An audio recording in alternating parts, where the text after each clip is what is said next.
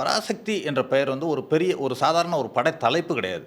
ஒரு தமிழ் சினிமாவோட அகராதியை மாற்றி அமைச்ச படம். 52க்கு முன் 52க்கு பின் கூட தமிழ் சினிமாவை எழுதலாம். ஏன்னா 1952க்கு முன்னாடி உள்ள படங்கள் எல்லாம் பார்த்தீங்கன்னா பாடல்கள் தான் பெரும்பாலும் இருக்கும், டயலாகே இருக்காது. பாடல்களே தான் எல்லாமே வரும், வசனங்களாக வரும்.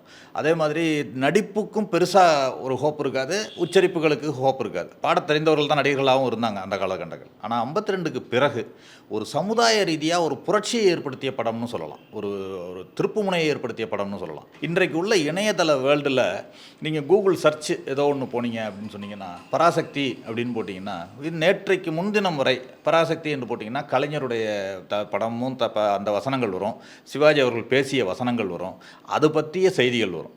இன்றைக்கு பராசக்தி என்று ஒரு சர்ச் போட்டிங்கன்னா இன்றைக்கு சிவகார்த்திகேயனுடைய பராசக்தி என்று இது ஒரு வரலாற்றையே ஒரு அழிக்கின்ற முயற்சியாக தான் நான் பார்க்குறேன். இது தயாரிப்பு நிறுவனத்திட்ட அணுகிறதுக்கான முயற்சிகளில் ஈடுபட்டிருக்கோம். கண்டிப்பாக இதை மாற்றணுங்கிறது தான் இன்றைக்கு வரைக்கும் எங்களுடைய கோரிக்கை. அப்படி மாற்றவில்லை என்றால் எங்களுடைய போராட்டத்தை தொடர்றதா தான் நாங்கள் இருக்கோம். ஏன்னா இது வந்து வெறும் சாதாரணமாக விட்டுட்டு போகிறதா நாங்கள் இல்லை. இந்த திரைப்படத்து பெயரை கண்டிப்பாக மாற்ற வேண்டும் என்பதுதான் எங்களுடைய கோரிக்கை. படத்தை தியேட்டரில் திரையிடுற வரைக்கும் நாங்கள் எங்களுடைய போராட்டத்தை தொடருவோம். தியேட்டரில் திரையிட்டால் கூட அங்கும் எங்களுடைய போராட்டத்தை தொடர்றதா தான் நாங்கள் இருக்கோம்.